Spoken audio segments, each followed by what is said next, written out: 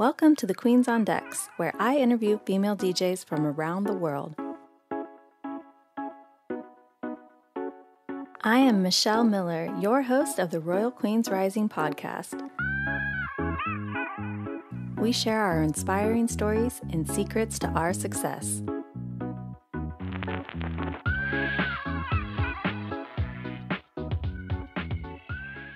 Today I have DJ Neeek Nyce. Welcome.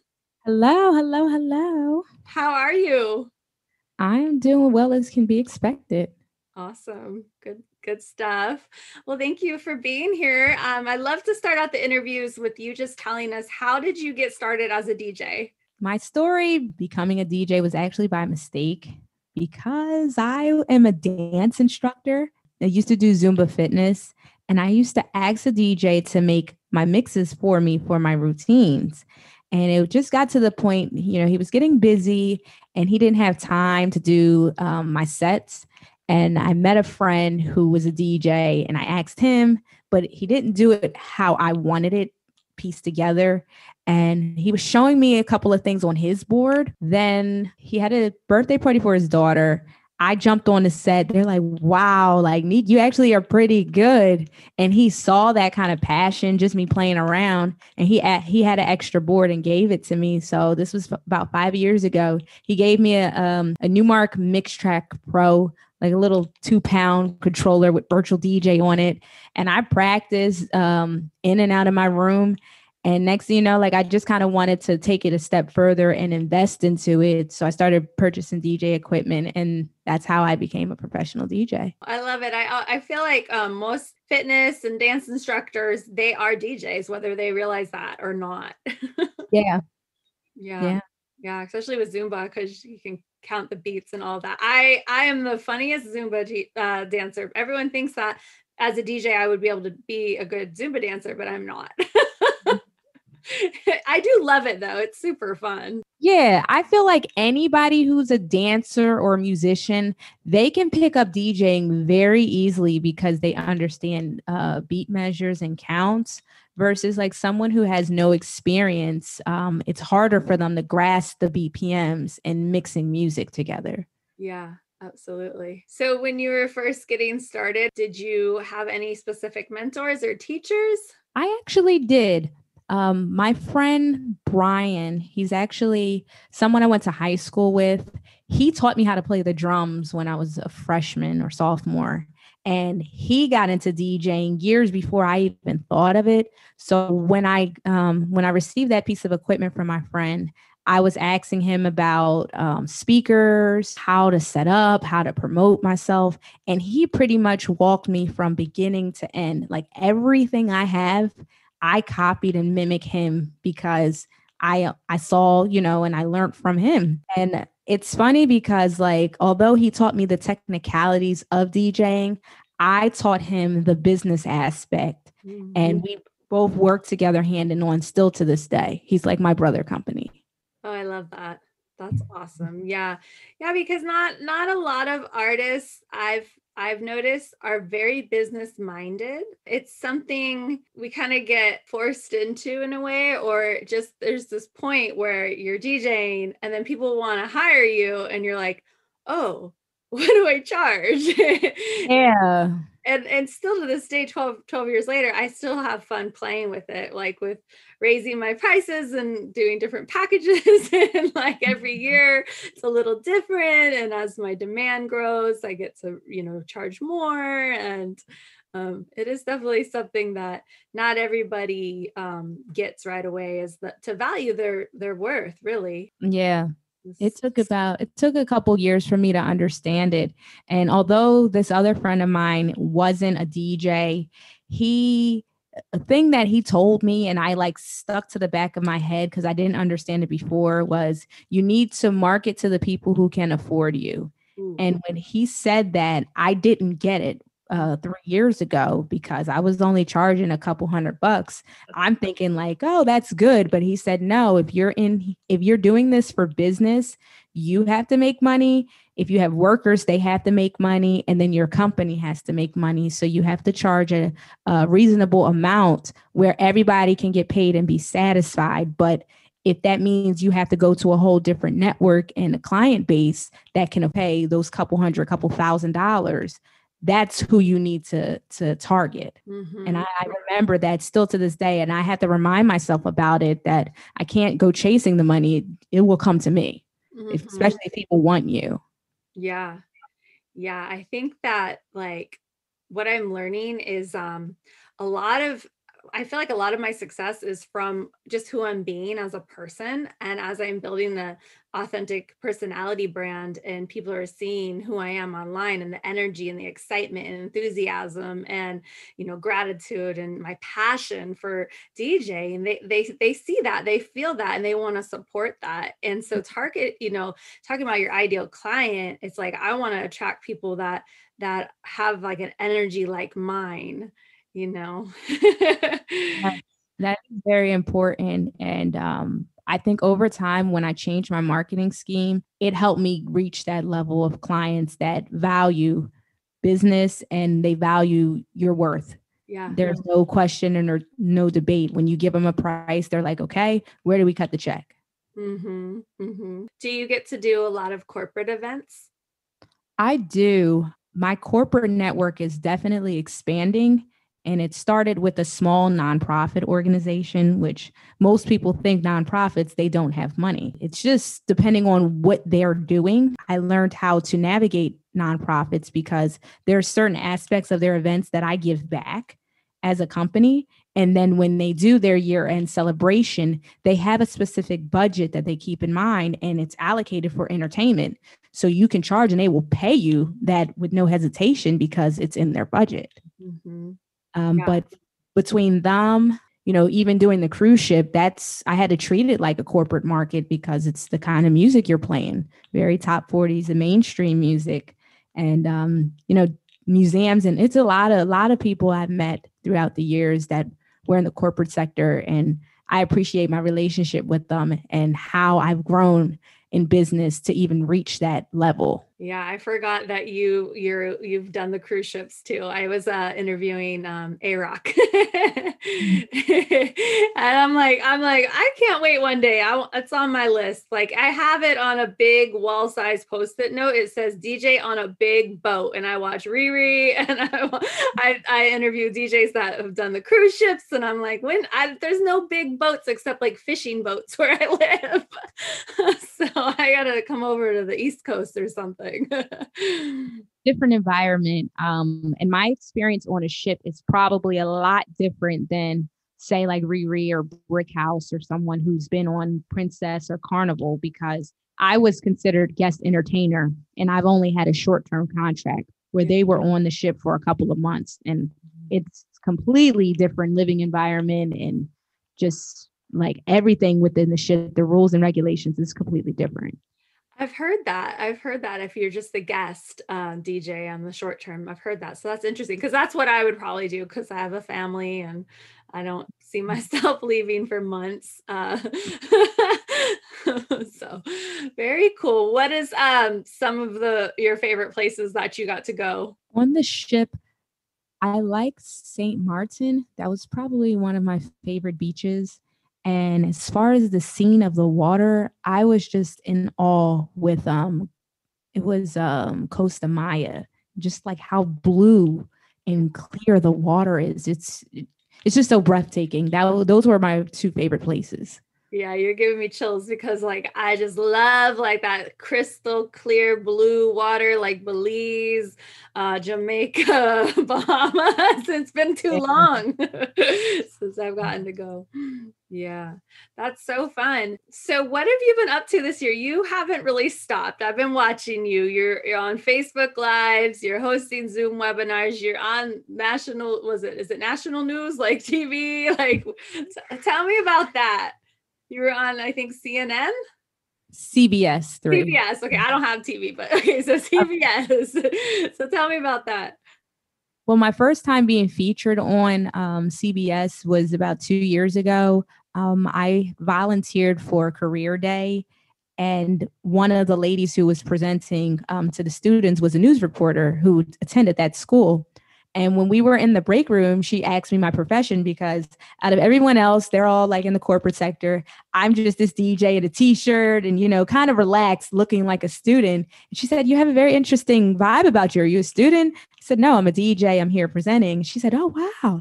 And she said, I'd never seen a female DJ before. And then I started telling her about my program, me mentoring young kids. And she said, wow, that's actually very interesting. Is it okay if I have your card? And she followed up with me about 3 or 4 weeks later, and she wanted to do a news segment on me. So we split it up. It was a 2-day interview. The first interview, I was in the studio, just talking like what we're doing. She just got the background of my story. And then the second one was more of hands-on, what we do with the kids. And we did a workshop, and I brought my young kids down teaching.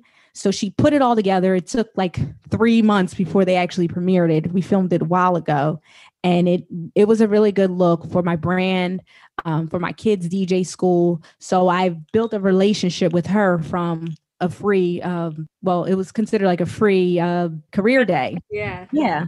And then when the quarantine happened, actually the second time when I got featured on there, I wasn't expecting that her story was going to migrate more to me and the revival of my business.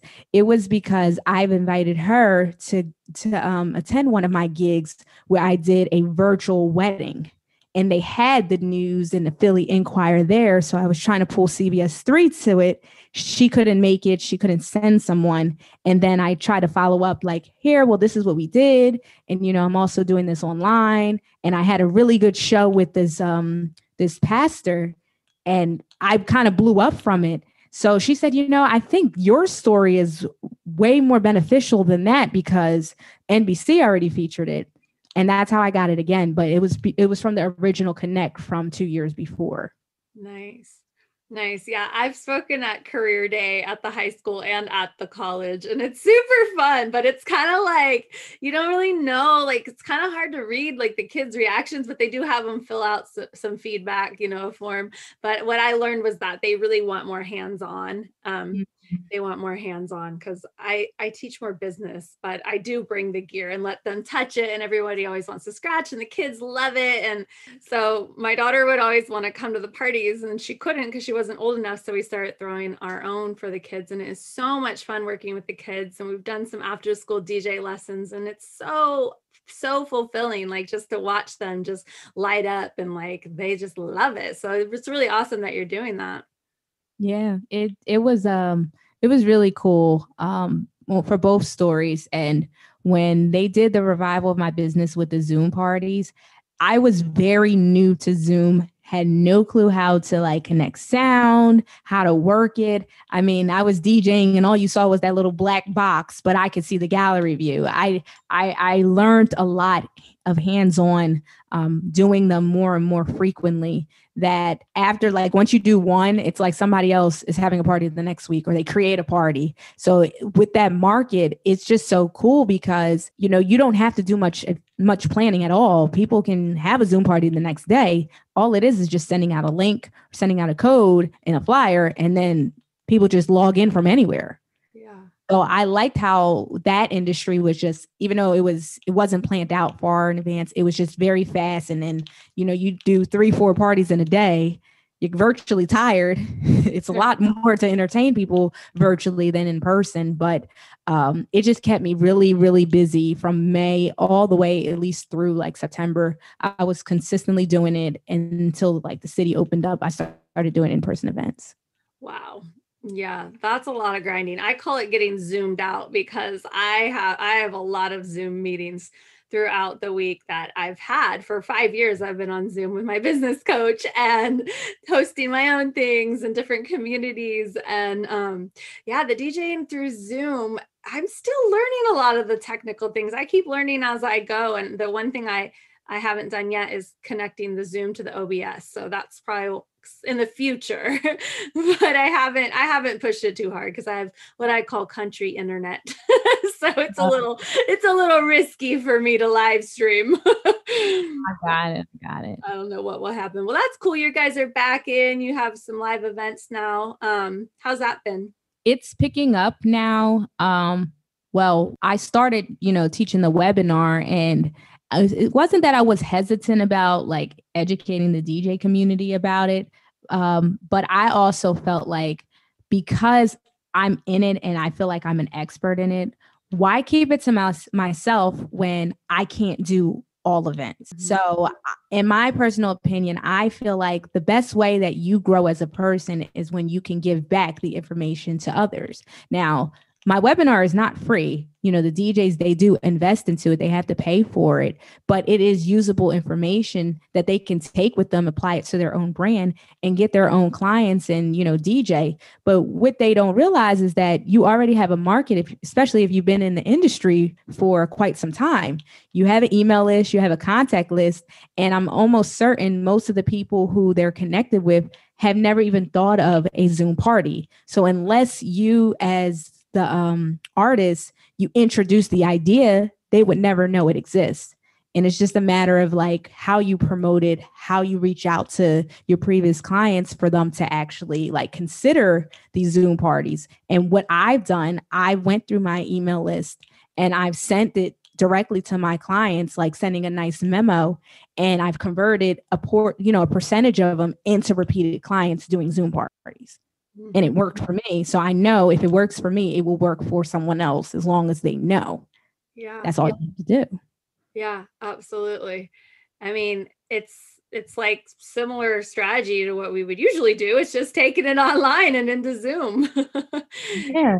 The party doesn't need to stop. The dance parties. We've had some rockin' Zoom parties. Like I threw my own for my birthday where I was the DJ and I was the host. I was the everything, the birthday girl. Yeah, I think it's like a unique concept, especially like to keep people safe with COVID, not coming together.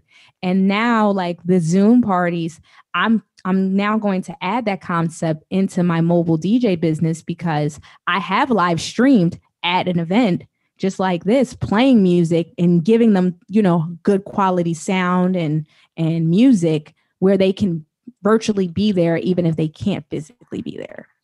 I love that.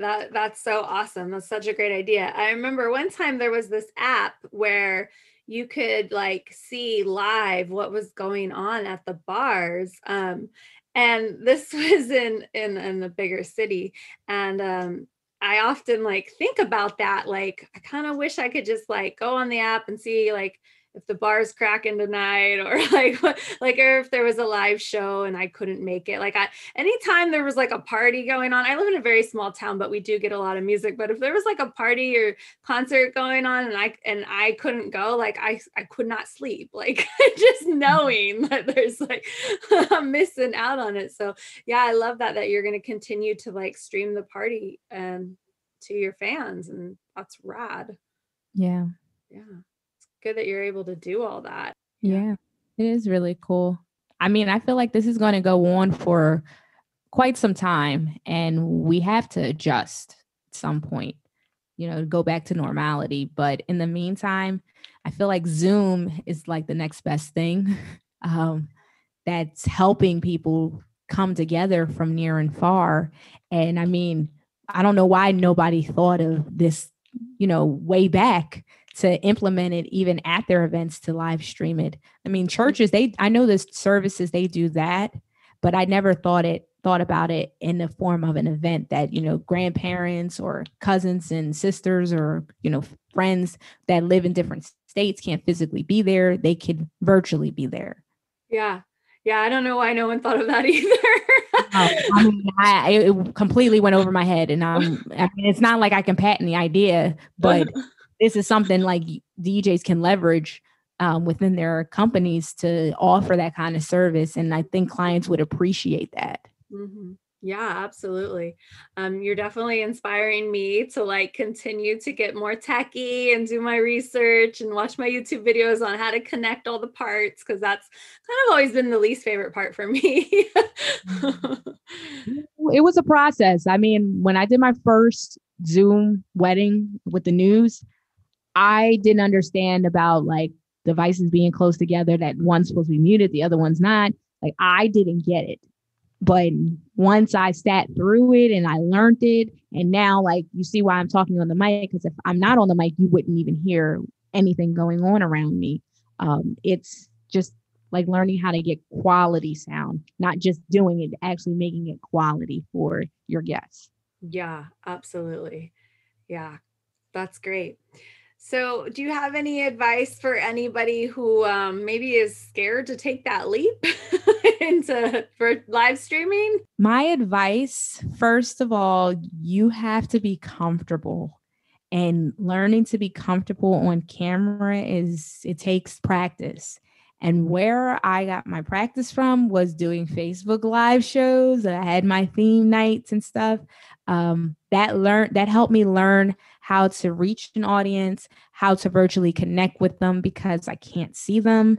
And then kind of treating virtual DJing as like a radio DJ personality, because as DJs, most of the time when we do events, we're just background noise. We don't have to say much on the mic unless maybe you get the party started. And some people still don't. They just rock the party. When you're doing online, it's completely different. Unless you're doing something magnificent with your hands like Jazzy Jeff, it gets boring after a while if they just seen me head on just mixing music, unless I'm cute. Unless, as a woman, we got our boobs out or something like that. We have to have something to show for our audience to pay attention to you for a period of time. Other than that, like they'll jump in, they'll look for a couple minutes, and then they're out. So now you have to figure out what you can do as a person to engage with them. And things that I've learned doing virtual streaming is that when people pop in on your live, they like it when you acknowledge them. Like, hey, what up, DJ RunDat? They're like, oh, snap. I feel like I'm right in the room with her. Like you reach people differently. It's a different feel good. And at least for me, the way that I think about it, when I'm listening to the radio, I hear the DJs calling out people's names and I'm wondering, well, how do I get my name called?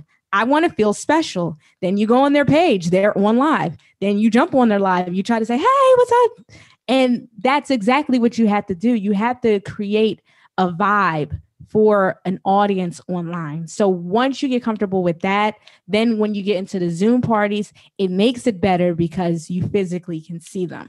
Yeah. When you physically see them on screen, you now can call people out, even if you don't know their name. What up, girl in the yellow? Yeah, we see you twerking. Yeah, what's up, grandpa? Like you can physically see it.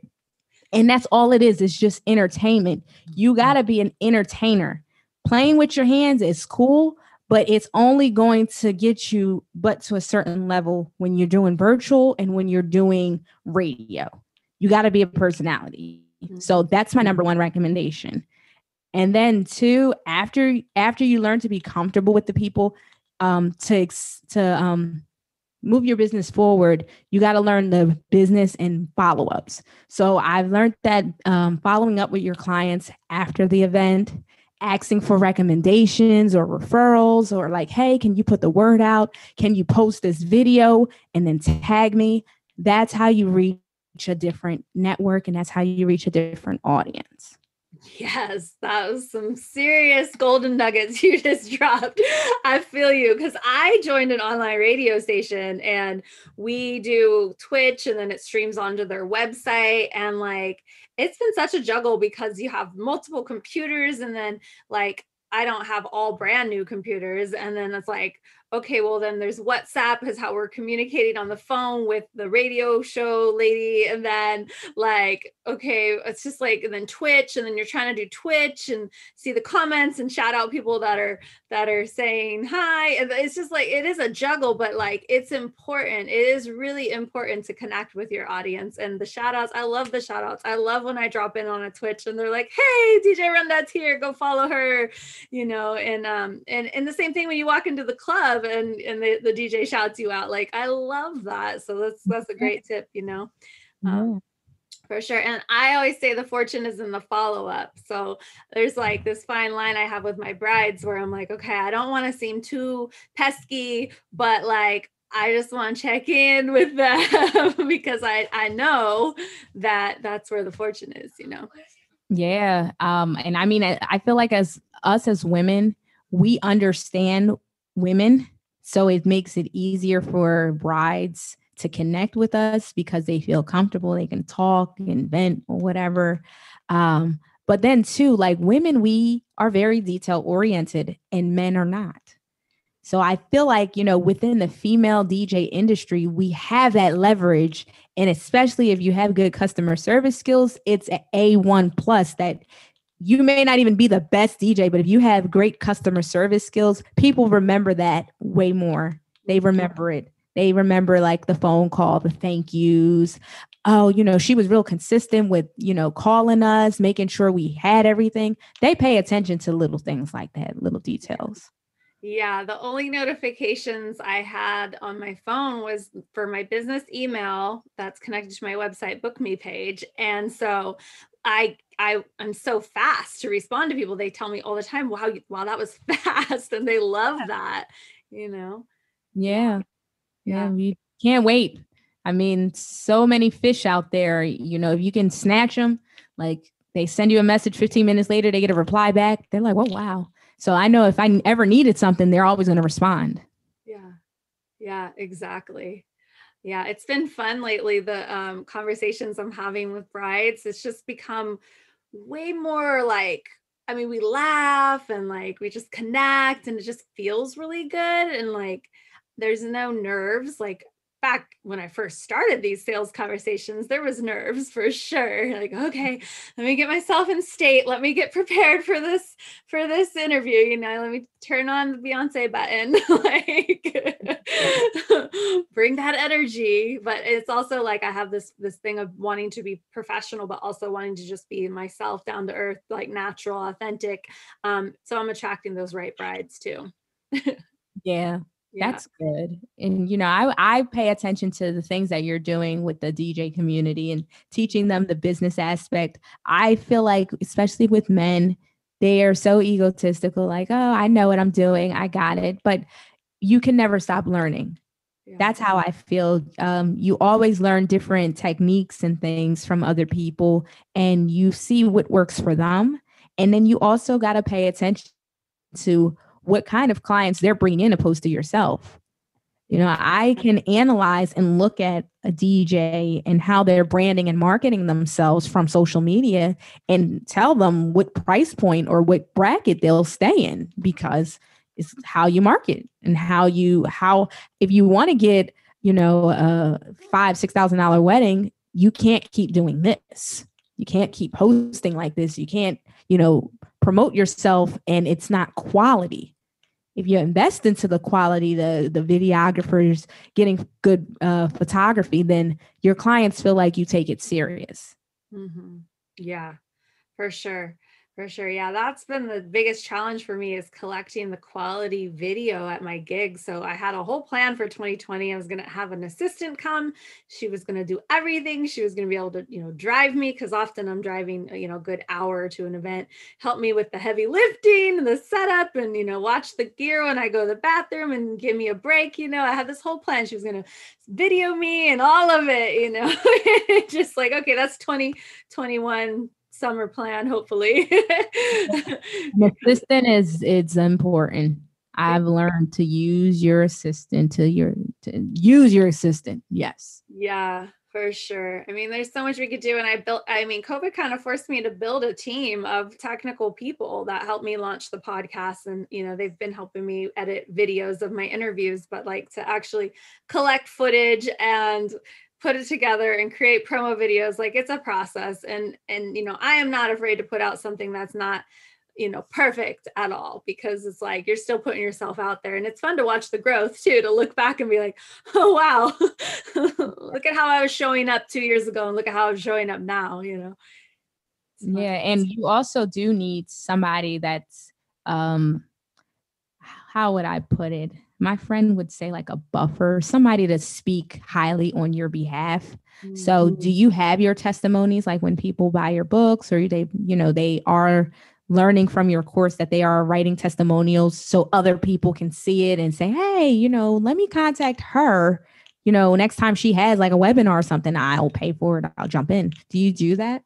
Yeah, I have video testimonials from my coaching clients, and I have gotten into practice of taking the podcast reviews and creating social media posts for that. I haven't done any with the book lately. They are on my website, on my author page. So there's book reviews there. And yeah, it's definitely something I wanted to do more of, is the actual video testimonials from, say, the bride and groom. That is something I have yet to do, and been kind of thinking about it in my head, like, okay, so I know some companies do, maybe they put it in the contract or they arrange it in advance, and they say, hey, if you do a video testimonial for us, we'll knock off $100. Oh, wow. That's a good strategy. Yeah, it's not bad, huh? I'm like, So yeah, I've been like trying to think, how do I do that? I mean, if I'm really good friends with the couple, that would be really easy, and that's something I'm working towards, is getting to know my clients, my brides, more, the whole like nurturing that relationship before the event, because that's not something that I always have done. I've actually had bride and couples that I had never met. So it's just, I live in a very rural town, and then we'll have people, traveling from the other side of the state to get married here. So, but now we can do Zoom meetings with all of our clients, and, it's the new norm. Listen, I mean, even if you can't catch them at the wedding, which a lot of times, like, they just dip, you should be able to follow up, I would say, at least 2 or 3 weeks after the event and say, hey, can we do a Zoom call, and can I record it? And then boom, they can do the testimonial here, even though it wasn't at the physical wedding. That still is a very meaningful content to grasp. Yeah. And it's clear, they don't have to worry about no background sounds. Oh, and then, the husband being drunk, like, yeah, it was the greatest. I'm going to get away tonight. Some things you might have to keep out. I've had a client like that. They were extremely drunk, and they did that. So I'm like, okay, I'm not going to post that part of the video, but that's hilarious. Oh man. Yeah, no, that's a great tip too. Yeah. I mean, word of mouth, testimonials, referrals. I have a referral program. It's more for my coaching. So if somebody refers somebody to me for coaching, they get a percentage, or they get like a VIP day with me. So it's really about relationships. All business is about relationships. And that's one thing I love about interviewing people, is like, we get to know each other. We get to vibe. Like, you're across the country. Like, I didn't really know very many, DJs. Now I know hundreds of DJs because of the internet and Facebook groups and social media. And it's really fun. It's really cool. I can't wait till one day we all get to do DJ conventions, and we get to throw our own female version. Yes, I think I was trying to bring that together with the DJ Expo, kind of have like a female kind of coalition, or I don't know, some kind of presentation or something gravitated to us. Yeah. I don't know. Maybe that's being sexist, but well, I thought. Yeah, well, I can't wait to go to that one, because my in-laws are in New York, and so in Long Island, and in New Jersey, and so I can't wait to go to that one and experience that. But yeah, I mean, I did just start interviewing men for the first time after interviewing only women for a couple years, and it's been really cool. It's like not like that different, but it's I'm learning a lot. I thought it was kind of cool where one of them's like, hold on, is this on video? Let me go put some gel in my hair. Let me put some chapstick on. I was like, we're not the only ones to fix our hair. Like, not, yeah, it's been fun. I definitely am learning so much just by connecting with other DJs. And so thank you for sharing so generously, like, your story and everything that you've been up to and all the tips. And how can we find you online and best support you? You can find me on Facebook or IG at DJ Neeek with 3 E's, NYCE, Neeek Nyce. I do have a battle coming up this Friday with my fraternity brother, who is named DJ Smooth. And it is like the battle of the Zetas and the Sigmas. So that's going to be very unique. I think that's the first battle I've ever seen with my organization, is putting the music aspect together. So that's pretty cool. Wow. Well, good luck. Go, girl. You're battling and everything. Is there anything you don't do? Like, you're a superwoman. I normally don't battle. I normally don't, but it's a friendly competition. It's nothing like Jazzy Jeff kind of battling. It's not like that. That's cool. Well, thank you for being a part of the show. And I look forward to staying connected with you and checking out your webinar. And we'll post all your links so everybody can connect with you and follow you and check out what you have to offer. Thanks everyone for tuning in.